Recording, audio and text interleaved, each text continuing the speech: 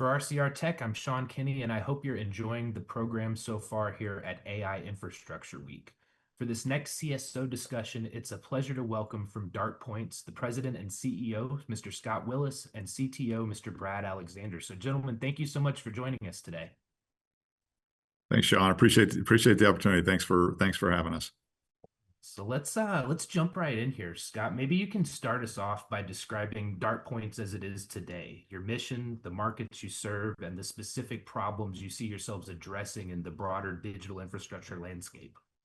Yeah, happy to do that. So, I mean, here's really how we kind of think about DartPoints. I mean, not only today's environment, but historically, our investment thesis around DartPoints has always been about enabling ecosystems in non-tier one markets, right? So that's what we've always looked at DartPoints. It's how we think about the business, and it's how we invest in the business. So obviously, in the environment that we're in today, AI has just enabled that and accelerated that strategy on a much quicker pace than maybe what we thought originally around kind of just the decentralization of data, and how we think about distributed data within the business.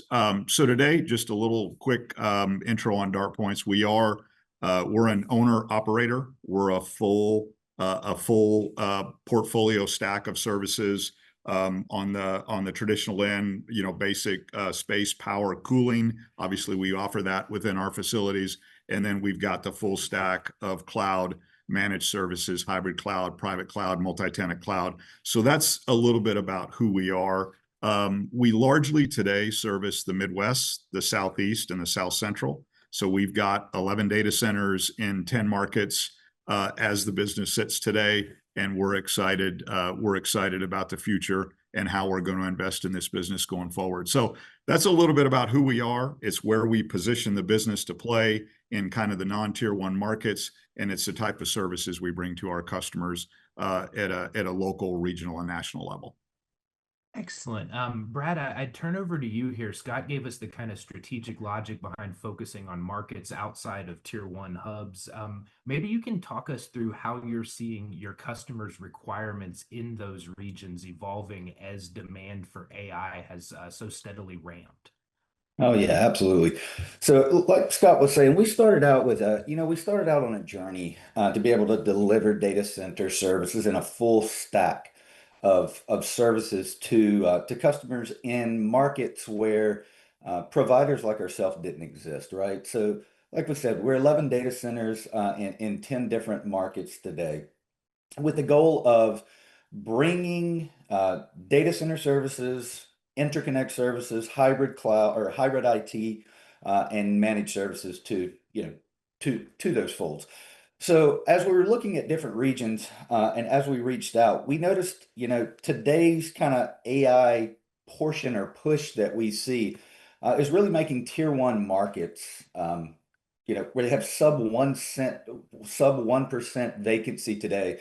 The fact that we're in outside markets just allow for us to be able to acquire land, to be able to acquire power more quickly, right? And our customers are pushing us today to continue to provide data center and enrichment in data center services more quickly, right? The push for GPU, the push for expanding power, the push for connectivity forces us to kind of broaden outside of the tier one market where we can acquire quickly. Next is in these tier two markets, the beauty of what we've seen happen over the last, say, 8 to 10 years, really since the public cloud push, is now that we have dense connectivity in our tier two markets, our customers are forcing us to be able to have that interconnect and that enrichment of connectivity in those markets, because customers are requiring really hybrid IT. So as they walk down their AI journeys, right, they need to have connectivity into public clouds. They need to have partnerships with local providers like ourselves as well. But connectivity is really helping to push what we're doing and allowing for us to continue to expand. Next is just the fact that we have customers who require kind of the sovereignty and that data gravity or regulatory nature of the data, right? Pushing these workloads for inference around AI, and keeping those closer to the end customer. And then finally, one of the things that when we set out on this journey years ago, we wanted to offer kind of a world-class customer experience, right? And so as we walk through this, just keep in mind that the commercial expectation of our customers today is to be able to have partners who can continue to service and future state, who can provide them an experience on this journey that they're going down with AI today. Yeah, that's excellent. I think a bit of a follow-on question here. The demand for AI-ready compute is across the board. It's everywhere. It doesn't just reside in the top 10 cities in whatever country, but access very uneven, right? And you mentioned connectivity. But how do you guys think long-term about decentralization and even democratization of high-density AI infrastructure? Do you feel like at some point continued centralization is no longer viable? You mentioned ability to access power in tier 2, 3, and markets much more quickly than you could in an already centralized data center market. But just how do you see this playing out? Yeah, I think that what we'll see is the foundational training will continue to occur. I feel like in these large markets, right, where we classify, or what the industry classify, are supercomputers, large cluster of GPU enabled clusters, right? I think we'll still continue to see that, where those foundational models are trained in those markets. But what we'll see is we'll continue to see decentralization into markets outside of just our tier 1 markets, right? Tier 2, tier 3 markets, where inference becomes a huge impact, right? Where we even start to talk about inference on the manufacturing floor, inference in the operating room that is occurring today outside of the market. So I think decentralization will continue to occur.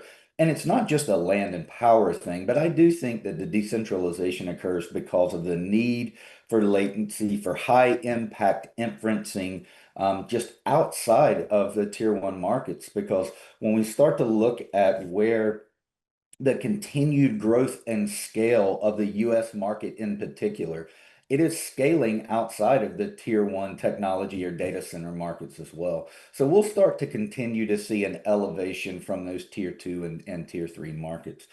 From a democratization standpoint, I think that there's a great opportunity for, as we push toward large scale university and research university for healthcare, do I think that the democratization could become very advantageous for the entire industry if we were to kind of help push research across the boundaries of the four walls of a particular, of a particular type? I do think so. And I do think that that'll be an important part in some of our larger, government or state government institutes. As we have multiple institutes in a geography, I think democratization could help the expansion and growth of just the overall AI boom that we're experiencing today.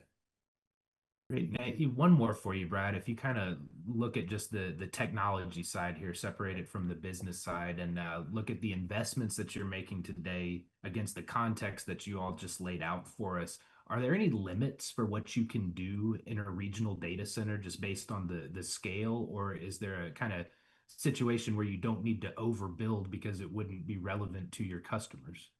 Yeah, I think for us, there will always be some limits, right? We're going to look at in these markets where there are further power constraints, right? But the beauty is the market today, when we move into our tier 2 and tier 3 markets, the overall power constraint seems to be something that we can, kind of uncouple from.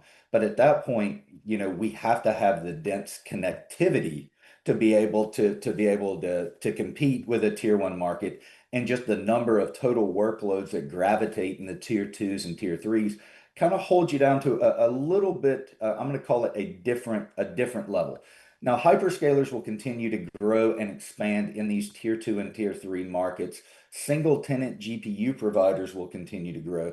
Enterprise colocation data center providers, and there are a handful of us in the market today. I think we'll be limited not by space and power, but we'll be limited just purely by data gravity and the amount of customers that can come in. But the beauty of what we've seen and what we're building towards today. So when we talk about limit, the one piece that we see is this new kind of re-architect or re-engineering of what our data centers look like, right? It's amazing what we've built over the last 15 years at 5 to 8 kW a cabinet. And now where 30 kW becomes an entry point where you start to see 60 kW and 100 kW. Do I think our markets are going to push us into, these kind of fictitious 500 kW and megawatt per cabinet type sizes? I don't, right? But I do know that we are building and retrofitting every one of our facilities to be able to handle a minimum of 30 kW, with many of them liquid cooled at 120 kW per cabinet, right? So our net new build, our retrofit build is all around that kind of liquid, highly efficient, sustainable type delivery to the floor. And then we're elevating from that low voltage to higher voltage stuff, right? Where we're putting 415 to the floor. So I think that where the question started with the limits, I think today the limit is what is built and what capacity is ready today. In the future, it's going to be more around gravity and what we can bring and continue to pull into these tier 2 and tier 3 markets. All right. So, Scott, I'd maybe get some perspective from you, but more looking at the overall business side of what DartPoints is doing. If you think about your growth trajectory, the investment backing that you received, how are you looking at a balance between organic expansion of existing sites, M&A, or greenfield builds? I guess, what do you think is going to happen with DartPoints as you expand over the next kind of 3 to 5 year time horizon? Yeah, and so we're excited about where DartPoints is. Brad hit on a few of the points. We think that we're in a really strong market position. Doesn't mean that there's not other parts of our industry that's exciting as well, but we think we're well positioned. And Brad talked a little bit about it, right? As we look at our footprint, to your question a little bit, we're very focused on expanding our existing footprint, right? Our existing data centers. Brad touched on that. That's important for two reasons. One is we're very well positioned in the markets where we've already made investments.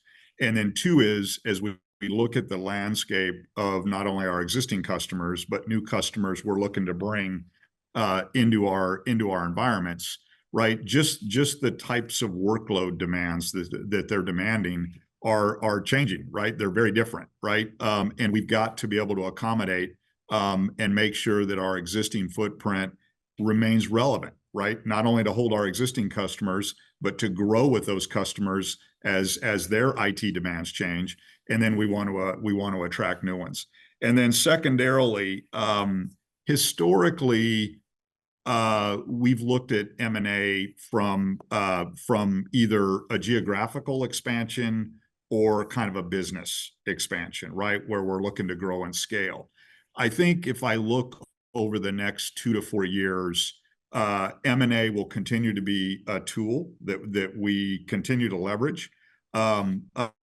We still want to gain that geographical expansion, but the driving initiative there is more around capacity. So if I really look at how does M&A change in the future versus how we've used it in the past, it's really about acquiring capacity into the portfolio to meet the tailwinds of the industry that we're seeing within our existing customer base, as well as the opportunities that we're developing in our pipeline.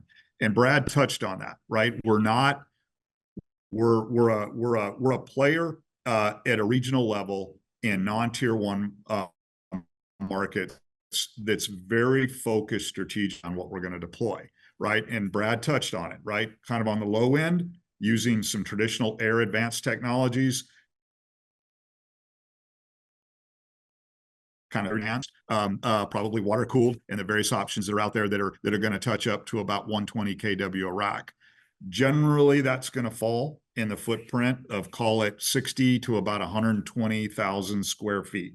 So It's just what we're seeing in terms of kind of that 10 megawatts on the low end up to about 40 or 50 megawatts on the high end. That's really what our vision is today. It's what our strategy is, and it's how we're going to invest into the market to meet our customer needs. So we're excited about it. We just see a significant shift in the market.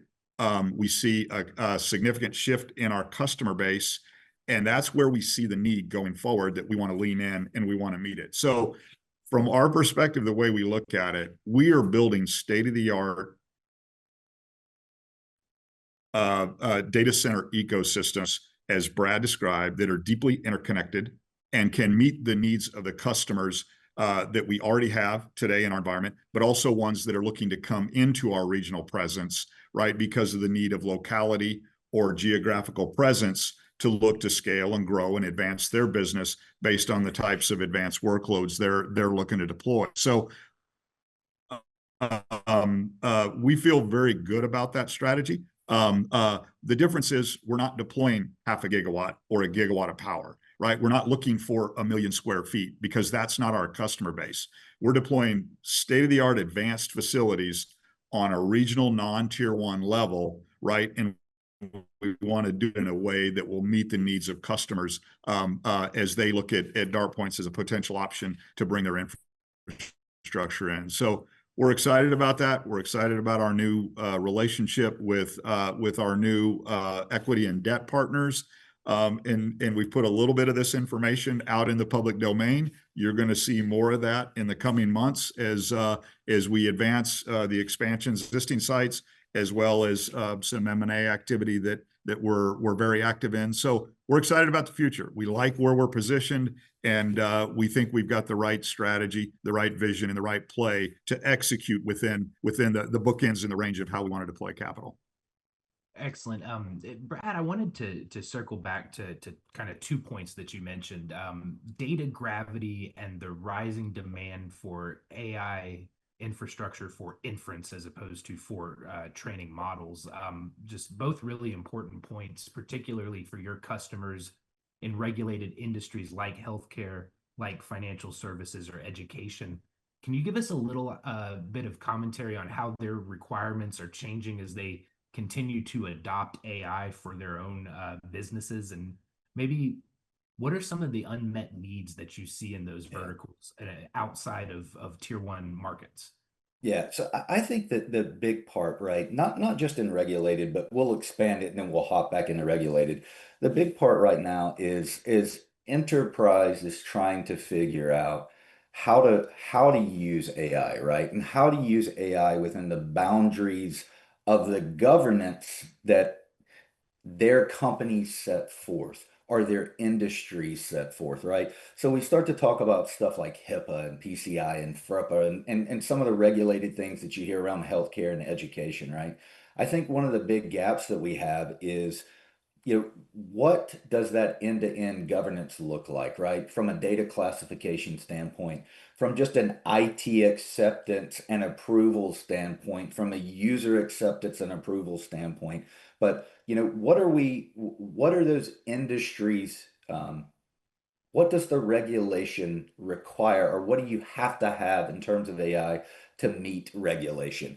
And so I think as we move forward, having an AI kind of reference architecture like we did for cloud years ago, as regulated markets needed reference infrastructures, I think that's a big part that we need as we all mature in this AI journey. So being able to kind of have kind of a beginning state and an end state, and that in between, that architecture that kind of outlines the governance.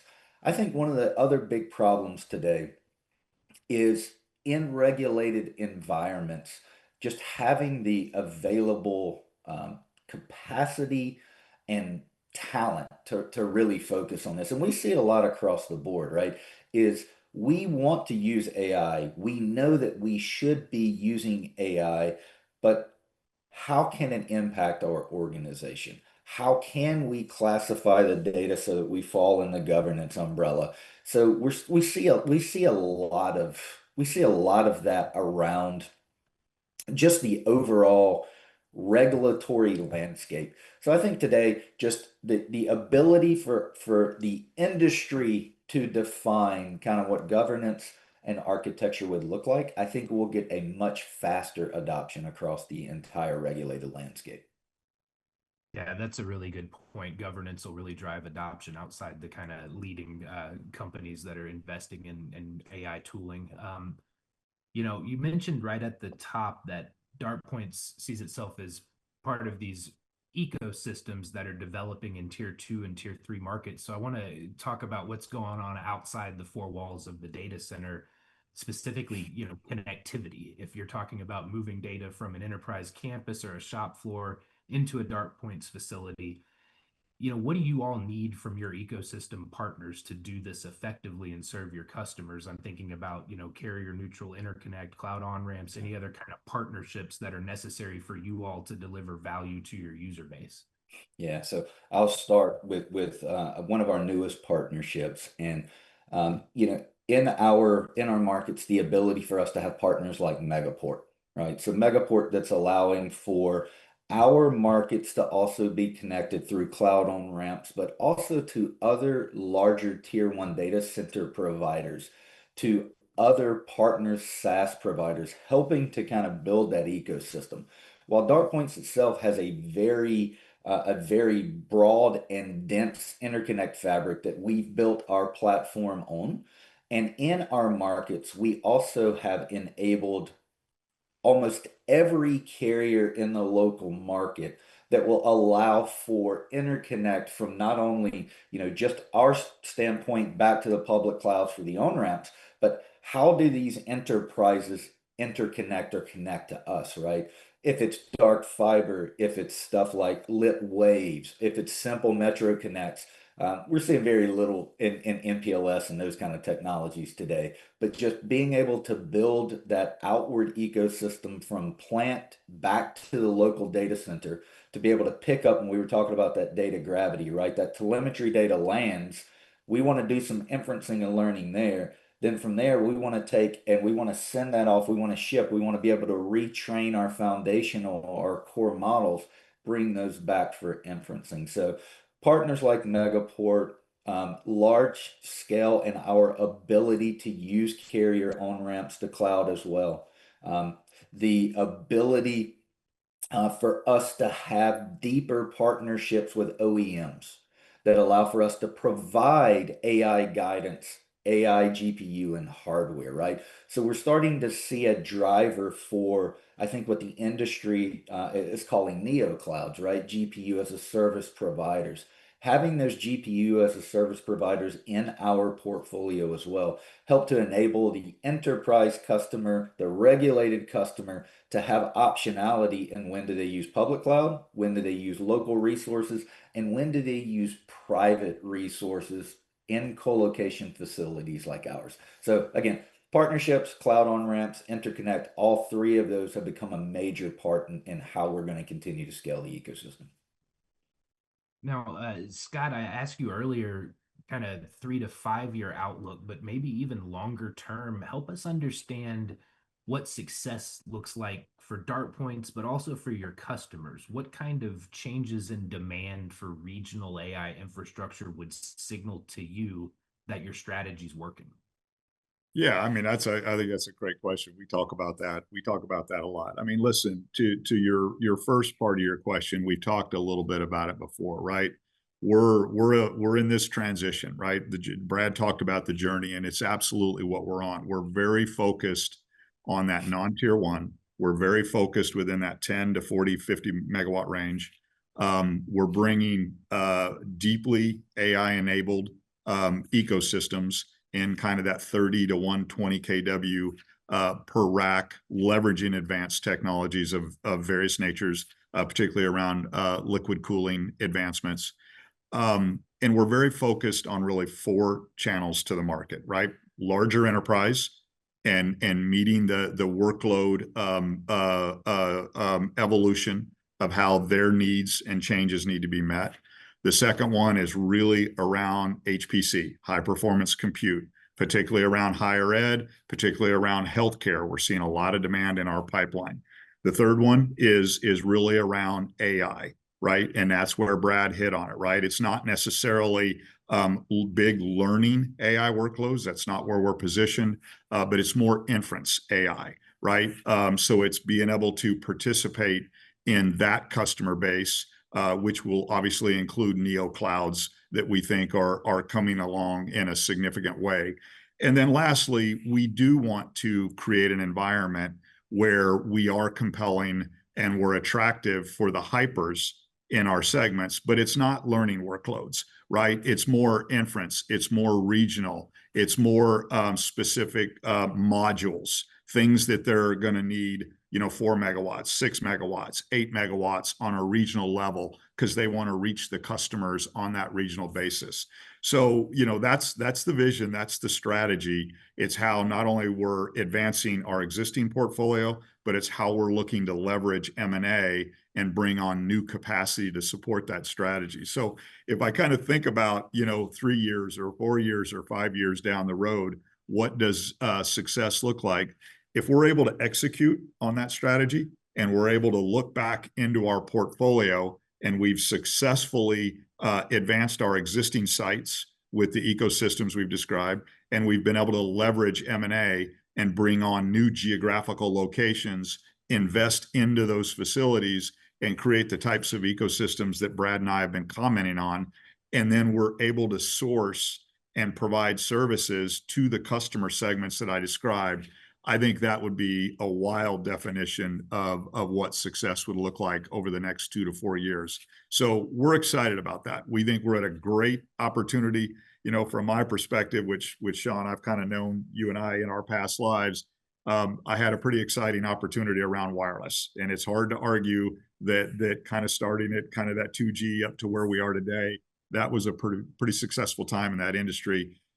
We're in a similar space with AI. AI is real, right? We're in an environment where this is going to change, how we do business, right? How we serve our customers and how we create these types of ecosystems that can meet the needs of not only their current demand, but their future state demand. So we're excited to be part of that. We think we've got a good strategy. We think we've got a really good partnership with our investors. And as we look back in the next 2 to 4 years and say, were we successful? That's really how I think I would describe, what success looks like if we're able to achieve that. Yeah, well, I think we're about at time, gentlemen, but this was a great conversation. You all are really skating to where the puck's going. There's so much opportunity out there, a lot of value out there, and it doesn't sit in just 10 markets. We started the day talking about how do we leverage AI to drive economic change. And I think one of the takeaways is that make it available, let people use it.